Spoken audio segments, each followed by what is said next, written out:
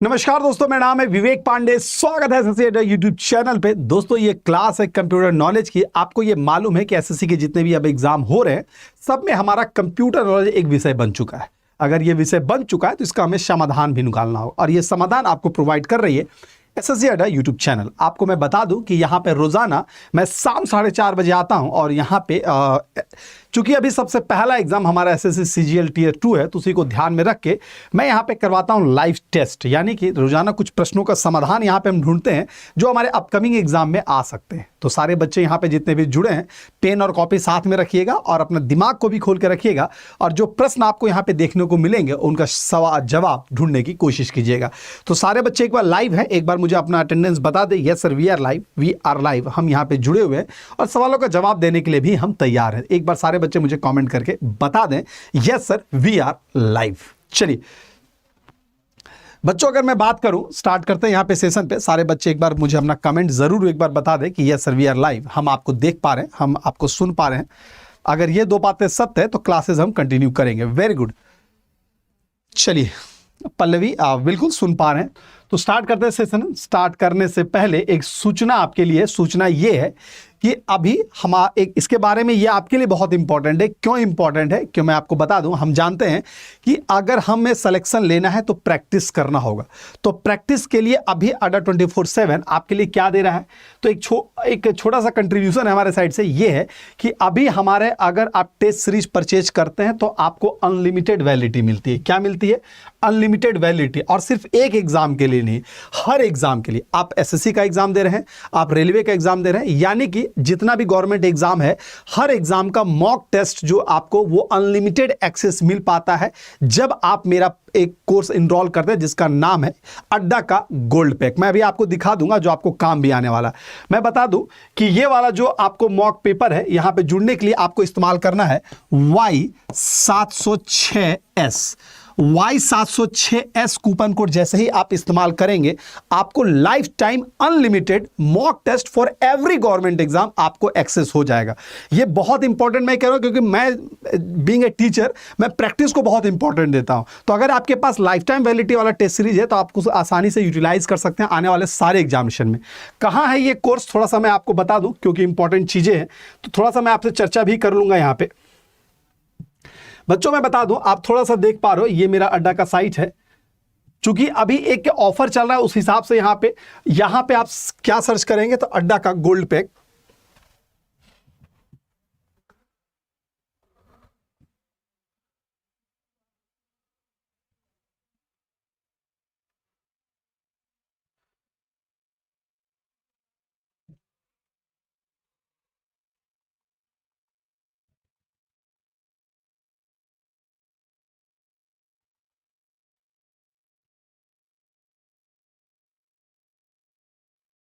चलिए एक सेकंड।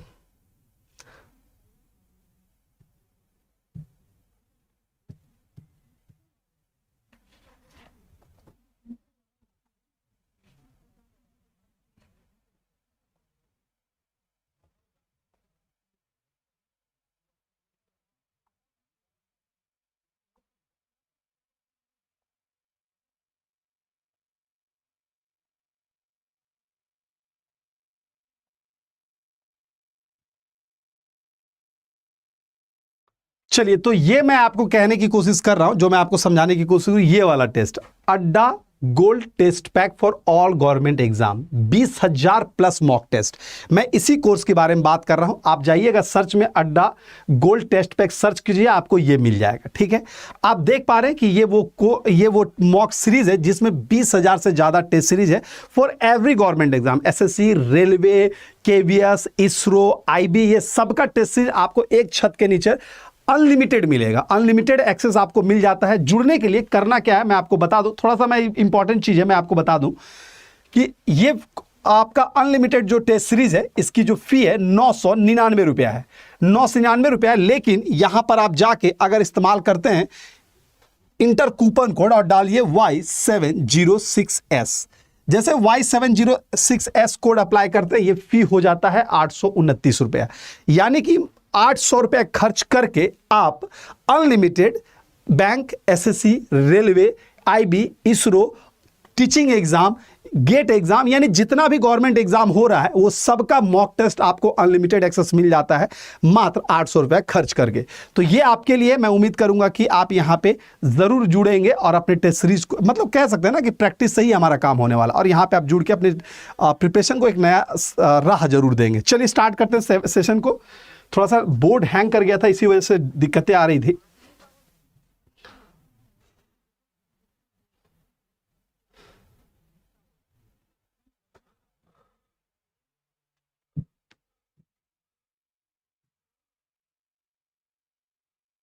चलिए, तो ये रहा आपके सामने पहला सवाल जो पूछा जा रहा है, यही लाइव टेस्ट में एग्जाम में कैसे सवाल बन सकते हैं। वेरी गुड इवनिंग सबको, बहुत बहुत नमस्कार। थोड़ा सा बोर्ड हैंग कर गया था इस वजह से। चलिए, अब ये सवाल है, इसका आंसर क्या हो सकता है। The speed of your net access is define अगर इंटरनेट की स्पीड आप देख पा रहे हो तो उसकी स्पीड है वो किस में मेजर की जाती है, ये आपसे पूछा जाए। इंटरनेट की स्पीड जो है वो किस में मेजर की जाती है वो आपसे पूछा गया। तो राइट आंसर आपका क्या होगा, याद रखिएगा, राइट आंसर आपका होगा इंटरनेट की जो स्पीड है वो आपका मेजर किया जाता है किसमें, बच्चे में जो जरूर कमेंट करें किसमें मेजर किया था। इंटरनेट की स्पीड है वो एमबीपीएस में मेजर किया जाता है, किसमें, एमबीपीएस में। ठीक है, अब बाकी सारे ऑप्शंस को भी एक बार देखते हैं। एमबीपीएस क्या, अगर इंटरनेट की एमबीपीएस हो गया, केबीपीएस हो गया, जीबीपीएस हो गया, ये है आपके पास कोई भी अगर ब्रॉडबैंड कनेक्शन वगैरह होगा तो आप इसका ही इस्तेमाल करते हैं, एमबीपीएस वगैरह का ही। तो ये आपका राइट आंसर हो गया, बिल्कुल सही जवाब। अगर वही पीपीएम क्या होता है, पीपीएम का मतलब होता है पेज पर मिनट। पेज पर मिनट जो बेसिकली प्रिंटर की स्पीड बताता है, प्रिंटर की स्पीड है वो मेरा कौन बताता है, तो वो मेरा पीपीएम बताता है। ठीक है, दो चीजें हो गई। हर्ज क्या है, तो हर्ज जो है वो मेरा प्रोसेसर का स्पीड बताता है, ये मेरा प्रोसेसर की स्पीड है वो हर्ज बता रहा है। फ्लॉप्स जो है वो भी सुपर कंप्यूटर का स्पीड बताता है, सुपर कंप्यूटर का स्पीड जो है वो मेरा कौन बता रहा है, तो वो फ्लॉप्स बता रहा है। याद रखिएगा फ्लॉप्स क्या हो गया, तो फ्लॉप्स हमारा सुपर कंप्यूटर का स्पीड। आकाश क्या कहना है, आपके सवाल को मैं देख पा रहा हूं। आकाश पुनः आप अपना क्वेश्चन एक बार जरूर दे दीजिए ताकि मैं आपके सवाल को देख पाऊंगा। ठीक है, तो दोस्तों अगर देख पा रहे हैं फ्लॉप्स जो है सुपर कंप्यूटर का स्पीड है, पीपीएम पेज पर मिनट है, मेगाहर्ट्ज जो प्रोसेसर की स्पीड को मापता है, और हमारा एमबीपीएस जो हमारा इंटरनेट की स्पीड को मापता है। तो ये सारे यूनिट है जिसका इस्तेमाल में किया जाता है। बिल्कुल, जो हमारा मैक्रो कंप्यूटर और माइक्रो कंप्यूटर जो हम लोग इस्तेमाल करते हैं उसकी स्पीड जो है बेसिकली वो मेजर किस में की जाती है, तो मेजर की जाती है हमारे एमबीपीएस में, किसमें, सॉरी इंटरनेट जो हमारा माइक्रो कंप्यूटर वो मेगा हर्ज में मेजर की जाती है, किसमें, मेगा हर्ज में। ठीक है, मैं उम्मीद कर रहा हूं कि आपको समझ में आ रहा होगा। अगला देखते हैं, a disc content that is recorded at the time of manufacturing and that can not be changed और erased by the user is, यानी कि एक डिस्क की सामग्री जो निर्माण के समय दर्ज की जाती है और जिसे उपयोगकर्ता द्वारा बदला या मिटाया नहीं जा सकता है। इनमें से कौन सा ऐसा डिस्क है, इनमें से कौन सा ऐसा डिस्क है जिसमें डेटा उस समय रखा जाता है जिस समय उसको मैन्युफैक्चर किया जाता है और उसको बाद में बदला नहीं जा सकता है। तो इसके लिए हम लोग किसका इस्तेमाल करेंगे, तो बच्चों याद रखिएगा इसके लिए हम लोग इस्तेमाल मेमोरी ओनली होगा, राइट ओनली होगा, रीड ओनली या रन ओनली होगा, क्या होगा। अगर ऐसे शब्दों का इस्तेमाल किया जा रहा है कि आपके पास एक ऐसा डिस्क है सिर्फ आप डेटा यूज कर सकते हैं। रीड और राइट कहने का मतलब ये है कि राइट करने का मतलब ये होता है कि भाई उसमें डेटा कुछ रख सकते हैं, रखने की प्रक्रिया को राइट करना कहते हैं और उससे निकालने की प्रक्रिया को रीड करना कहते हैं। अगर आप सीडी से कुछ मूवी वगैरह देख रहे हैं दैट मीन्स वो रीड कर रहे हैं, वही सीडी में डेटा अगर रख रहे हैं कॉपी करके कहीं से डाल रहे हैं तो वो राइट करना कह रहा है। तो राइट करने का मतलब क्या होता है, आप कॉपी में डेटा रख रहे हैं, और रीड करने का मतलब होता है डेटा उससे यूज कर रहे हैं। तो राइट आंसर क्या हो गया, अगर ऐसा शब्द है कि जो सिर्फ हम रीड कर सके तो वो हमारा क्या होगा, रीड ओनली मेमोरी होगा। याद रखिएगा एक ऐसा डिस्क जिसमें मैन्युफैक्चर के टाइम में डेटा डाल दिया जाता है वो मेरा होता है रीड ओनली मेमोरी। इसका इस्तेमाल कहाँ है, तो समझिएगा, आपने सुना होगा सीडी रोम, सीडी रोम होता है compact disc read only memory, या फिर आपने सुना होगा कि आपके कंप्यूटर में जो रोम लगा है उसमें भी डेटा एट ए टाइम मैन्युफैक्चरिंग डाल दी जाती है। तो वो किस कैटेगरी में है, यानी रीड ओनली मेमोरी जो मेमोरी रैम है वो क्या हो गया, तो वो एक ऐसा मेमोरी है जिसमें डेटा मैन्युफैक्चरिंग के टाइम ही डाल दिया जाता है, इसीलिए इसे कहा था रीड ओनली मेमोरी। इसका एक सवाल और भी बन सकता है, अगर आपसे पूछा जाए कि एग्जाम में कि इनमें से कौन सा मेमोरी है जिसमें राइट प्रोटेक्शन है, यानी राइट नहीं कर सकते, तो भी आपका आंसर क्या होगा, तो भी आपका आंसर होगा रीड ओनली मेमोरी। समझ में आ रहा है, एक बार मुझे कॉमेंट कर दे यस सर समझ में आ रहा है। ठीक है, अगला बात करते हैं नेक्स्ट क्वेश्चन पे। Data on A floppy disc is recorded in ring called, floppy disk में डेटा को रिंग्स में रिकॉर्ड किया जाता है। फ्लॉपी डिस्क आपने देखा होगा, कुछ इस प्रकार का फ्लॉपी डिस्क होता है, ठीक है।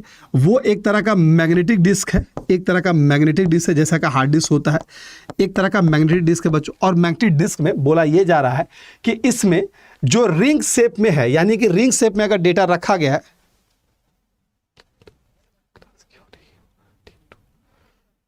वो अभी छुट्टी में है बच्चों, इसीलिए, ठीक है, छुट्टी में इसीलिए क्लासेस नहीं हो रही है, ठीक है।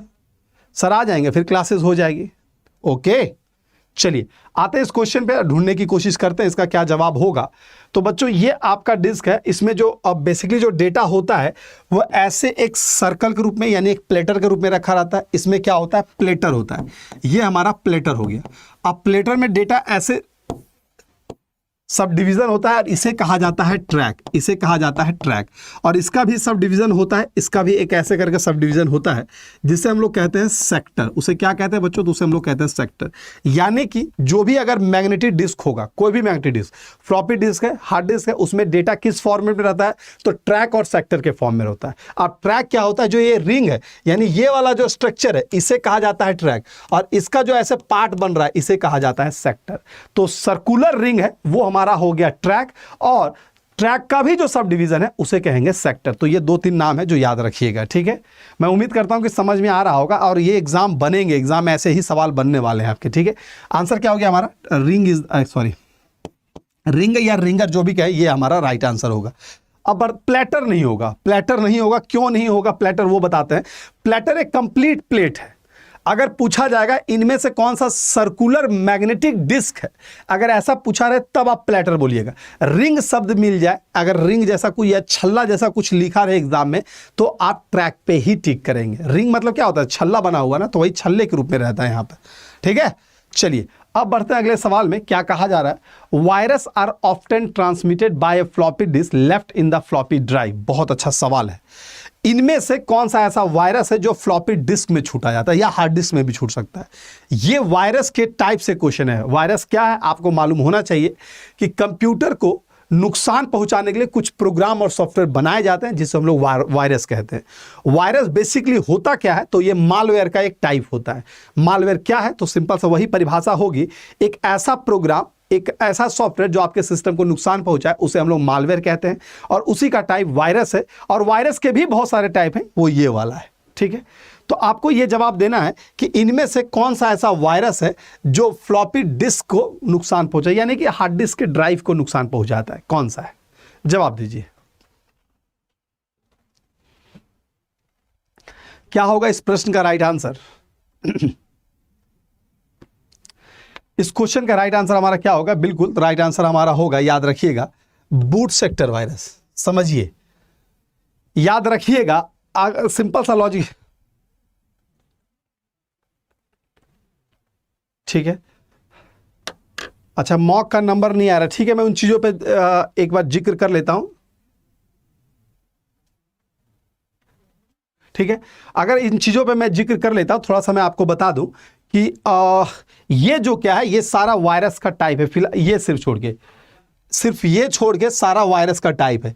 बूट सेक्टर क्या वायरस होता है? एक ऐसा वायरस जो हार्ड डिस्क को, बूटिंग फाइल को करप्ट कर दे, यानी कि जो मेन रूट में जाके डैमेज कर दे, यानी जिससे पूरा हार्ड डिस्क करप्ट हो सकता है, फ्लॉपी डिस्क करप्ट हो सकता है, उसको कहा जाता है बूट सेक्टर वायरस।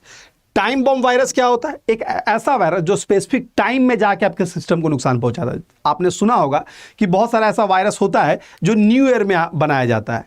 बहुत सारा ऐसा वायरस होगा जो 25 दिसंबर के लिए बनाया जाता है। ये वायरस आप मैसेज भेजो, होता है ना भाई, 25 दिसंबर आता है या 1 जनवरी आता है, हम लोग क्या करते हैं, न्यू ईयर का मैसेज भेजते हैं। तो उन्हीं मैसेज में से किसी एक मैसेज में वायरस अटैच कर दिया, तो ये टाइम के लिए जो बनाया था, स्पेसिफिक टाइम के लिए जो वायरस बनाया था, उसे कहा जाता है टाइम बॉम्ब वायरस। अब अगला सवाल आएगा कि सर लॉजिकल बॉम्ब वायरस क्या होता है? तो लॉजिकल बॉम्ब वायरस ऐसा होता है, एक ऐसा वायरस जो स्पेसिफिक इवेंट पे काम करता है। अब आपके दिमाग में सर ये इवेंट क्या हो गया? सिंपल सा बात है, कभी आपने सुना होगा कि सर आप ऐसा करो कि क्रोम ऑन करो, वायरस आ जाएगा। आपने सुना होगा कि सर ऐसा करते हैं कि ये सॉफ्टवेयर को ऑन कीजिए, वायरस आ जाएगा। तो ऐसा वायरस जो स्पेसिफिक इवेंट पे काम करता है। कभी ऐसा भी हो सकता है कि आप मीडिया प्लेयर प्ले कर रहे हैं, उसका प्ले बटन प्रेस कीजिएगा और वायरस आ जाएगा। तो एक ऐसा वायरस जो स्पेसिफिक स्पेसिफिक इवेंट पे आता है वो मेरा कहा जाता है क्या, तो लॉजिकल बॉम्ब वायरस। वो वायरस जो स्पेसिफिक टाइम पर आता है वो कहा जाता है हमारा टाइम बॉम्ब वायरस। और बूट सेक्टर हो गया जो बूटिंग फाइल को करप्ट करे, हार्ड डिस्क और रैम को करप्ट करे, सॉरी हार्ड डिस्क को रैम नहीं, जो हार्ड डिस्क को करप्ट करे या फ्लॉपी डिस्क को करप्ट करे, उसे कहा जाता है हमारा क्या, तो उसे हम लोग कहते हैं बूट सेक्टर वायरस। ठीक है, मैं उम्मीद करता हूं कि ये चीजें आपको समझ में आ गई होगी। ठीक है, चलिए आज थोड़ा सा कम ही क्वेश्चन कर पा रहे हैं क्योंकि समय लेट से स्टार्ट हुआ, अगला क्लास भी है, तो सेशन को यही अलविदा कहते हैं। आज से छोटे सेशन में मैं क्षमा चाहूंगा, फिर मिलते हैं अगले सेशन में और कल हम कुछ लंबा सेशन करेंगे। तब तक के लिए good luck, good bye and take care दोस्तों। हाँ, ट्रोजन हॉर्स बता देते हैं, थोड़ा सा आगे जाने से पहले एक बच्ची का सवाल आ गया सर ट्रोजन हॉर्स क्या होता है। ट्रोजन हॉर्स एक तरह का मालवेयर होता है जो आपको आपके जो भी प्रोग्राम या सॉफ्टवेयर होता है उसके ट्रू मकसद से इंटेंड कर यानी डाइवर्ट करता है। डाइवर्ट करने का मतलब है कि आपके पास मीडिया प्लेयर है, मीडिया प्लेयर में अगर प्ले बटन है और प्ले बटन प्ले का नाम काम करके अगर फॉरवर्ड का काम कर रहा है, ऐसा हो सकता है कि प्ले ना काम करे वो फॉरवर्ड का काम करे, तो वो क्या हो गया, तो वो कैसा वायरस है, तो याद रखिएगा वो ट्रोजन हॉर्स जैसे मालवेयर का शिकार है। तो ट्रोजन हॉर्स काम यही करता है कि आपको आपके प्रोग्राम को या सॉफ्टवेयर को मिसगाइड करता है फ्रॉम दैट ट्रू इंटेंट, उसका जो रियल मकसद है उससे उसको डाइवर्ट कर देता है। कौन, तो ट्रोजन हॉर्स। ऐसे बहुत सारे वायरस एंड मालवेयर हैं जो जानना हमें चाहिए और हमारे एग्जाम के लिए इंपॉर्टेंट है। तो हम मिलते हैं अगले वाले फिर से सेशन में और जहां पे हम लोग चर्चा करेंगे इसी तरह के बहुत सारे सवाल को। तो रोजाना मेरे साथ 4:30 बजे जुड़ना ना भूलिए इसी चैनल पे लाइव टेस्ट के लिए SSC अड्डा यूट्यूब चैनल पे। तो आज के लिए इतना है, फिर मिलता है अगले सेशन में, तब तक के लिए good luck, good bye and take care दोस्तों।